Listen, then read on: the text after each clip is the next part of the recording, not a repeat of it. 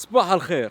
أنا حالياً طالع من مدينة اسمها كازان في روسيا، لأني الأيام اللي فاتت كنت أنا متطوع في حدث عظيم جداً اسمه الورد سكيلز في كازان، متطوع في الورد سكيلز.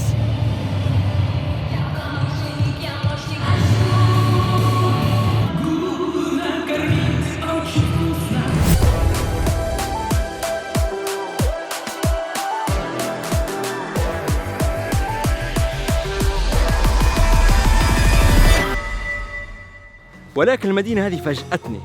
خليني نقول لكم معلش. روسيا دولة مش عادية. روسيا يقولوا لها الاتحاد الروسي لأن فيها 85 كيان فدرالي، واحد منهم هو جمهورية تتارستان. وفي رأيي الجمهورية هذه مثيرة للاهتمام بزيادة، وحتعرفوا عليش.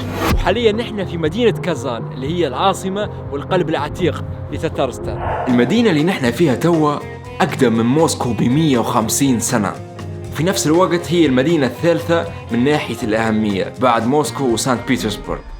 لكن المدينة هذه مختلفة شوي. Beni yaratan seni Tataristan, altanların için yaratan. Kukret yaşın yaşnep yavgan, yangırların için yaratan. تقدر تقول إن كازان هي مثال التسامح والتعايش بين الثقافات والديانات، لأنها تجمع بين الروس والتتار، المسلمين والمسيحيين.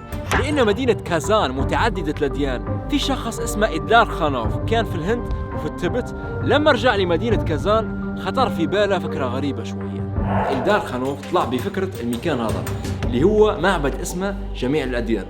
المعبد والمكان الغريب هذا هو عبارة عن مكان رمزي أكثر مما هو معبد للعبادة، يرمز إلى أن مدينة كازان متعددة الأديان، تعيش فيها كل الأديان هذه بتسامح. البوذية، اليهودية، الأرثوذكسية، المسيحية والكاثوليكية والإسلام طبعا. والمدينة هذه فيها واحد من أكبر مساجد أوروبا، مسجد قل شريف.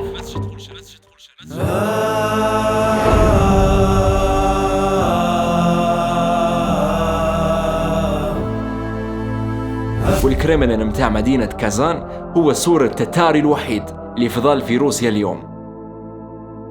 اوكي، حاسس ان في حاجة ما تكلمناش عليها في المدينة. اكيد مش حيكمل الفيديو من غير ما نجربوا الاكل متاعهم، واضحة هذه.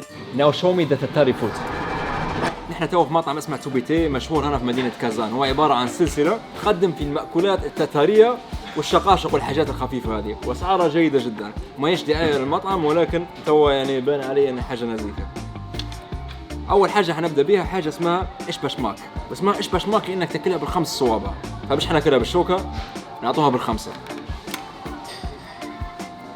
مع صوص الثوم. جيدة جدا. عجينة محشية لحم بقري ومقلية. الحاجة الأخرى اللي بنخش فيها تو حاجة اسمها كاستابوي، زي الفطيرة ومن جوا محشية حاجات مختلفة. اللي خذيتها تو أنا بالبطاطا وبالمشروم. والله لذيذة جدا. الفطيرة نفسها المذاق متاعها جميل، تحسها خفيفة هكي ما تضايقكش. البطاطا مهروسة مع المشروم وحاطين معها زي الصوص هكي، زي يشبه الجبنة، هو حاجة مالحة خفيفة. في حاجة حلوة توا بنوريها لكم، ولكن قبل ما نخشوا عليها خلينا نمشوا لمطعم واحد آخر نوريكم أكلة كليناها أمس وردوا أنا. لحم حصان وفي كازان، هاي نذوقوا هاي. بسم الله.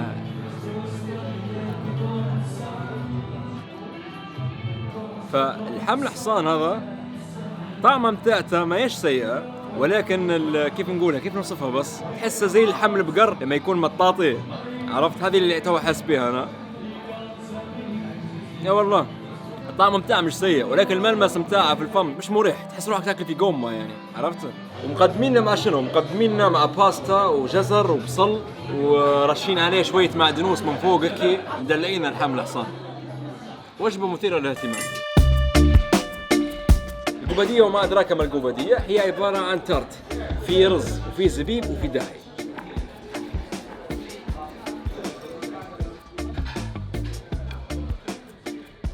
غير متوقعة أبدا. كنت خايف من الرز أنا، لكن لا طعمتها لذيذة جدا. قد ما وراكي ساخنة، والرز ما تحسش روحك تاكل في رز أنت. هذه عجبتني أنا، واستعد نكررها مرة ثانية وثالثة. تشك هذه لو انت لقيت روحك في تتارستان تحديدا في كازان وعندك حاجه واحده بس تبي تذوقها، هي تكون التشكشك، لأنها هي الأيقونة بتاعت الديزرت الروسية، معجنات روسية مقلية ويغمسوا فيها في العسل، وياكلوا فيها في المناسبات ويحبوا انه يقدموها في الافراح. بما ان توا الفيديو الجو بتاعها في فرحه، خشوا على التشكشك. تحسها انها خبزه مقليه وجميله. لما تكون كليت الوجبه بتاعتك وتحتاج الجرعه بتاعت الحلو في الاخير، هي هذه تشكشك. ولما تجي لي تتارستان رسميا صرت تتري. اوكي رحمت بالتتاري معناها شكرا. لما تجي هنا تأكد انك تزور الاسواق الشعبيه متاعتهم، تلقى فيها المكسرات، البقوليات، الناس النزيكه هنا، تعيش الاجواء متاعتهم.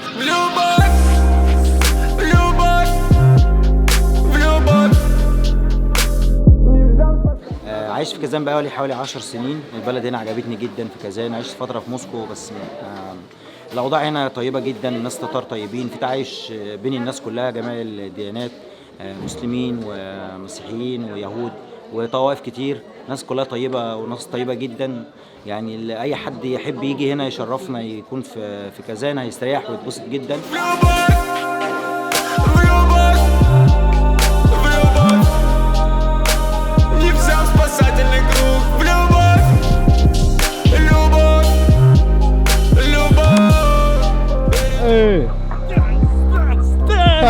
Всем добра, позитива, хорошего настроения. Ребята, загуглите и будете счастливы и довольны.